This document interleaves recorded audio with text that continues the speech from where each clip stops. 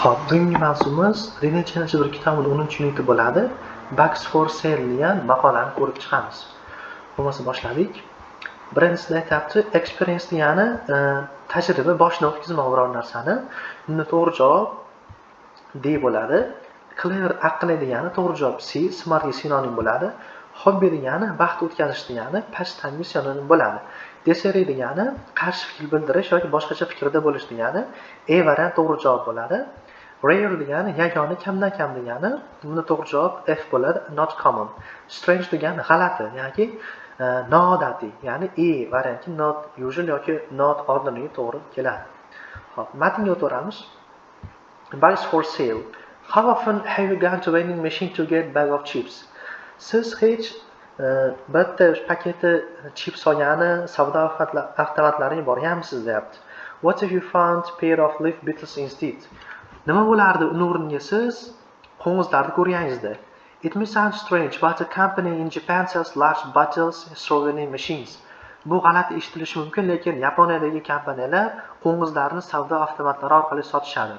The vending machine company and nature conversationists disagree about selling beetles this way. Xo'p, o'sha savdo avtomati kompaniyasi va tabiat muhofaza qiluvchilar qo'ng'izlarni bu yo'lda sotilishiga nima qo'shilmaydi. Many school-age children in Japan collect beetles. Ko'plab maktab yoshidagi bolalar Yaponiyada qo'ng'izlarni yig'ishadi. Other people also enjoy this hobby. Boshqa odamlar ham bu hobbidan zavqlanishadi. However, people are building houses where the beetle lives. Shunga qaramasdan odamlar qo'ng'izlar yashaydigan joyga uylar qurishyapti. This destroys the beetles' homes. Bu bo'lsa qo'ng'izlarning uylarini vayron qilyapti. Now it's difficult to find out the beetles in the wild. Endi bo'lsa yovvoyi hayotda qo'ng'izlar topish ancha qiyin. Since 1999, the Mirai Circle Company has been selling these beetles in vending machines. 99-yildan beri Mirai Circle kompaniyasi qo'ng'izlarni shu yo'lda sotadi. The company says that it wants to help people own these rare insects. Kompaniya aytadiki, bu odamlarga yagona turdagi hasharotlarni olishga yordam beradi. It also says that it takes good care of the beetles in the machines. U shuningdek aytadiki, hop, mashinada o'sha savdo avtomatidagi qo'ng'izlarga bunday g'amxo'rlik qilish juda yaxshiroq, osonroq deydi. True or not, the machines are very popular. Haqmi, nohaqmi, to'g'rimi yo to'g'rimi, mashinalar rostdan ham mashhur. These machines sell more than 1,500 beetles per month. O'sha mashinalar oyiga 1,5 mingdan ortiq qo'ng'iz sotishadi. Sometimes people buy all the beetles in machine in just a few minutes. Ba'zi paytda odamlar shu qo'ng'izlarni bir daqiqa ichida o'zi sotib olishadi hammasini. On the other hand, conversations feel that the machines are harmful. Boshqa tomondan tabiatni muhofaza qiladiganlar o'ylaydiki, mashinalar zararli. Children may think that living creatures are like soft drinks or box of candy. Bolalar buni gazli ichimlik yoki bir quti shokoladga o'xshatish mumkin ekan, ya'ni shirinlikka. Do you feel that vending machines give people a rare experience? Siz o'sha savdo avtomatlari odamlarga yagona tajriba beradi deb o'ylaysizmi? Or that they give children bad ideas? Yoki ular bolalarga yomon g'oya beradi? Either way, they show how clever people can be. Har ikkala yo'l ham odamlarning qanday aqlli bo'lishini ko'rsatishi mumkin. Hop, savollarga o'tamiz. What is another good title for this reading? Ya'ni berilgan maqola uchun to'g'ri paragrafni ayting deyapti. Expensive beetles in Japan. Yaponiyadagi qimmat qo'ng'izlar. Unusual vending machines. Noodatiy vending savdo avtomatlari. Japanese beetles. Yaponiyalik qo'ng'izlar. Japanese children's hobbies. Yaponiyalik bolalarning hobbilari. Hop. Bunda to'g'ri javob C bo'ladi. Asosan Yaponiya haqida, qo'ng'izlar haqida gap ketdi. Who likes to collect beetles as pets? O'sha uy hayvoni sifatida qo'ng'izlarni kimlar yig'ishni yoqtiradi? Mirai Seiko, Yaponiyada ko'plab bolalar, faqat maktab yoshidagi yaponiyaliklar va tabiatni muhofaza qilganlar. To'g'ri javob B bo'ladi, ya'ni Yaponiyada ko'plab odamlar buni yoqtirishadi. Why is it hard to find beetles in the wild? Nimaga yovvoyi tabiatda qo'ng'izlarni topish qiyin? They are too fast, ular juda ham tez. They live underground, ular yer ostida yashashadi. Their homes are disappearing, ularning uylari yo'qolib ketyapti. They die very easily, ular osonlik bilan o'lishyapti. To'g'ri javob C bo'ladi. Ular osonlik bilan ularning uylari yo'qolib ketyapti, chunki odamlar uy qurib turgani sababli. How quickly do the beetles usually sell out? Bu qo'ng'izlar odatda qanchalik tez sotiladi? Within a couple of days, within hours, within months, within minutes. To'g'ri javob D bo'ladi, ya'ni bir necha daqiqa ichida sotilib bo'ladi. Why the conversationists dislike the beetle vending machines? Nimaga o'sha tabiatni muhofaza qilganlar vending o'sha savdo avtomatidagi qo'ng'izlarni yoqtirishmaydi, yomon ko'rishadi. People learn bad ideas about animals. The beetles are too expensive.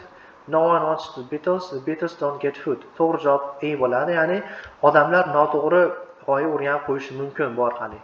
Idiomalar: a pair of bir juft, take good care of g'amxo'rlik qilish, on the other hand boshqa tomondan. Xo'p, I just bought a skaters. Skate o'sha bilasizlar, tushgan narsa.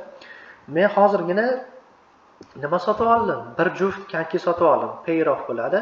My sister is really outgoing, I'm very shy. Meni singlim juda ham chiqishuvchan, lekin men juda ham uyatchanman. Bu yerda lekin degan so'z sifatida on the other hand bo'ladi. She herself she never gets sick. U o'z-o'ziga nimadir qiladi, u hech qachon kasal bo'lmaydi, ya'ni o'z-o'ziga qarab yuradi. Take good care of. Xo'p, summary-ga o'tamiz. In Japan, many people like to collect nimalar edi? Yaponiyada ko'plab odamlar qo'ng'izlarni yashashni yoqtirishadi, beetles bo'ladi.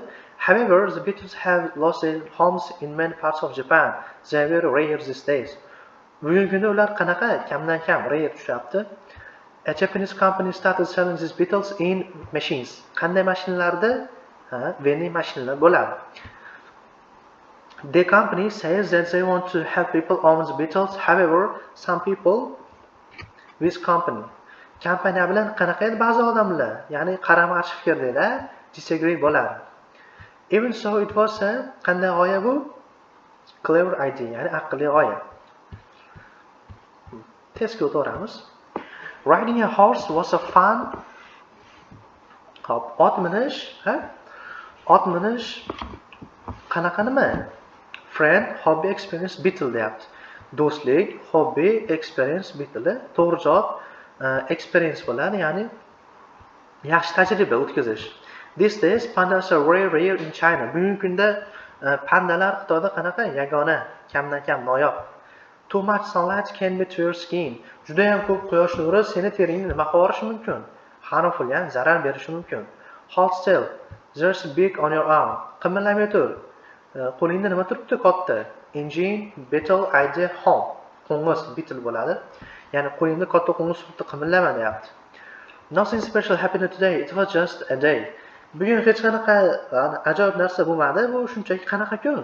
Destructive, strange, ordinary, professional. Ordinary bo'ladi. Bu shunchaki oddiy kun. Animals like bears and monkeys live freely in machines while diversity noise. Xo'p, ayiq, maymunga o'xshagan hayvonlar qanaqa yashashadi? Mashinalarda yashashadimi, yovvoyi tabiatdami, xilma-xillikdami, shovqindami? To'g'ri javob B bo'ladi, ya'ni yovvoyi hayotda yashashadi. Her job is cooking food, but her is drawing pictures. Uni kasb ovqat pishirish, lekin uning nimasidir rasm chizish. Nimasi albatta bu hobbisi bo'ladi. Uni hobbisi rasm chizish. His father is very interested in old books. He likes to them. Uni otasi eski kitoblarga qiziqadi, u ularni nima qilishni yoqtiradi? Like to danga fe'l kerak bizga collect bo'ladi, ya'ni B variant. My brother likes meat, but my sister hates it. They always have disagreements about food. Mani akam yoki ukam go'shtni yoqtiradi, lekin meni singlim yoqtirmaydi. Ularda har doim ovqat to'g'risida nima bo'ladi? Qarama-qarshi fikrlar bo'ladi, disagreements. The octopus got out of the tank. Xo'p, o'sha 8 oyoq tankning ichidan qanaqalik bilan chiqib ketdi? Aqllilik bilan, Xo'p, aqllilik bizda ravish bo'lsa, ilvay olishimiz kerak. Cleverly to'g'ri javob bo'ladi ekan.